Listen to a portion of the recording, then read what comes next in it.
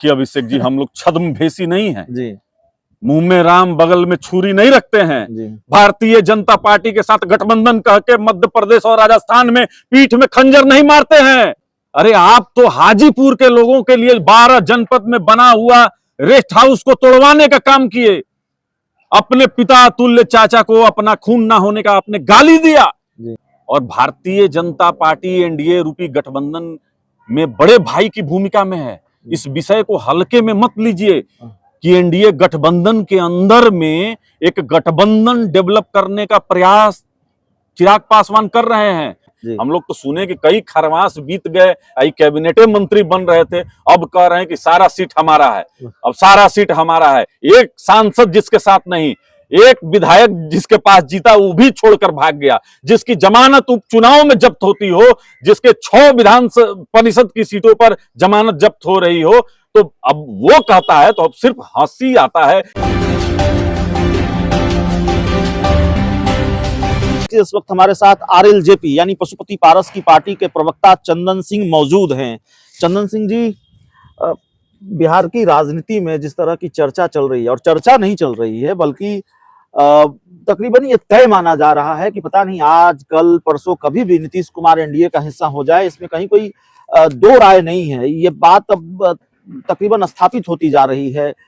क्या असर पड़ेगा नीतीश कुमार के एनडीए में आ जाने से? देखिए, ये आदरणीय नीतीश कुमार जी अगर एनडीए में आते हैं और भारतीय जनता पार्टी एनडीए में लाती है तो बड़े भाई की भूमिका में भारतीय जनता पार्टी है। और हम वचन और कर्म से भारतीय जनता पार्टी के हर एक नीतियों में साथ में खड़े हैं अभिषेक जी। वो चाहे सीए हो, एनआरसी हो, धारा 370 हो, ट्रिपल तलाक हो, हर एक विषय में सदन में माननीय प्रधानमंत्री जी के साथ हमारे नेता और सभी सांसद हैं। हम स्वागत करेंगे अगर एनडीए में आ जाएंगे तो। हमारे नेता बराबर कहते हैं अभिषेक जी, व्यक्ति बलवान नहीं होता है, समय बलवान होता है। आपके नेता ने यह भी कहा है कि खरमास खत्म हो गया है, महीने के आखिरी में कुछ अच्छा होगा। तो बिल्कुल अच्छा होना चाहिए और बिहार के भविष्य के बारे में होना चाहिए। जिस तरीके से बिहार में जंगल राज और अपराध देखने को मिल रहा है, भारतीय जनता पार्टी जब सत्ता में आएगी तो अंकुश लगेगा, रोजगार मिलेगा, चहुमुखी विकास होगा। और देखिए, नहीं, भारतीय जनता पार्टी तरीके से प्रभु श्री राम आ रहे हैं अयोध्या में, नहीं, अगर यहाँ पर भारतीय जनता पार्टी की सरकार आ जाए, इससे बेहतर क्या हो सकता है? नहीं, भारतीय जनता पार्टी सत्ता में आएगी, क्या होगा ये आप बता रहे हैं। नीतीश कुमार एनडीए में आ जाएंगे तो क्या होगा? चर्चा यह है कि पशुपति पारस आप लोग बहुत खुश हैं, चिराग पासवान से निपटना आसान हो जाएगा, 2 चाचा मिलकर चिराग पासवान से फरियाने को तैयार हैं, ये रणनीति है। देखिए अभिषेक जी, हम लोग छद्मवेशी नहीं हैं जी, मुंह में राम बगल में छुरी नहीं रखते हैं। भारतीय जनता पार्टी के साथ गठबंधन कह के मध्य प्रदेश और राजस्थान में पीठ में खंजर नहीं मारते हैं। स्वर्गीय रामविलास पासवान जी आपको जमुई लेकर गए थे और आपने भी कहा था कि मैं युवा अवस्था में आया हूं और वृद्ध होकर जाना चाहता हूं, और अब सुना है कि हार के डर से हाजीपुर मेरी मां, मेरी कर्म भूमि, मेरी ये मेरा वो। अरे आप तो हाजीपुर के लोगों के लिए 12 जनपद में बना हुआ रेस्ट हाउस को तोड़वाने का काम किए। अपने पिता तुल्य चाचा को अपना खून ना होने का आपने गाली दिया। और माननीय प्रधानमंत्री को 3 साल से आपने कभी विश नहीं किया है जी। संसद के लोकार्पण का आपने बहिष्कार किया। आप तो तेजस्वी का बिरयानी खाने के लिए लार टपकाते हुए उनके दरवाजे तक गए हैं। आप किस मुंह से एनडीए में है जी? हम खुश हैं, हम खुश हैं। नहीं, दिल्ली में खिचड़ी पक रही थी, उपेंद्र कुशवाहा, जीतन राम मांझी, सब लोग डिनर पर मिले थे। क्या चल रहा है? अभिषेक जी, बहुत गंभीर विषय है जी।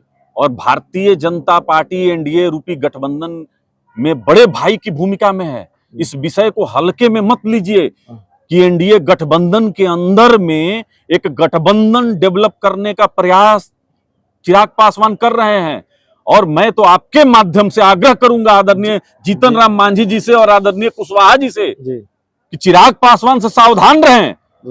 ये तेजस्वी के बड़े भाई हैं और इनके अभिभावक लालू प्रसाद यादव हैं, इनसे सतर्क रहिए। और इनके नेता का तो बयान आया है कि plan A, plan B, plan C तैयार है।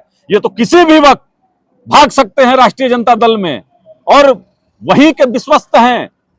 ऐसा नहीं रहता तो आप समझिए कि बाबा योगी आदित्यनाथ के खिलाफ ये चुनाव लड़ने के लिए चले जाते, झारखंड में भारतीय जनता पार्टी की सरकार को हरवाने के लिए चले जाते, पश्चिम बंगाल में ममता बनर्जी को जितवाने के लिए चले जाते हैं। चिराग पासवान का जो राजनीतिक विचार है ना अभिषेक जी, वो शून्य बटे सन्नाटा है।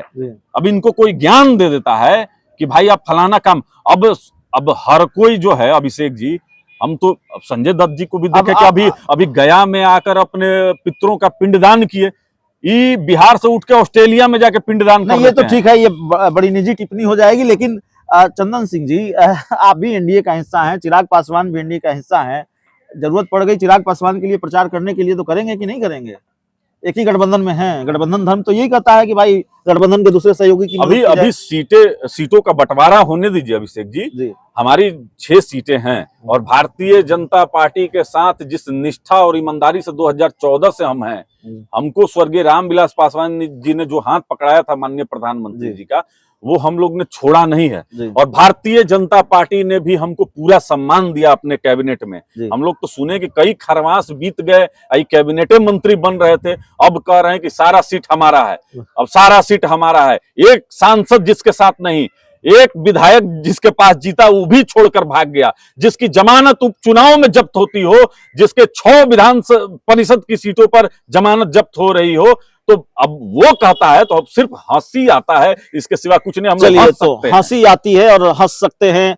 आरएलजेपी के नेता प्रवक्ता, बहुत लंबी चर्चा, विस्तृत चर्चा चंदन सिंह जी से, बहुत विस्तृत तो नहीं लेकिन कई मौजूद सवालों पर बातचीत, जो बिहार की राजनीति के घटनाक्रम है उसको लेकर, और जाहिर है चिराग पासवान को लेकर भी। इस पूरी रिपोर्ट में इतना ही। बहुत बहुत धन्यवाद।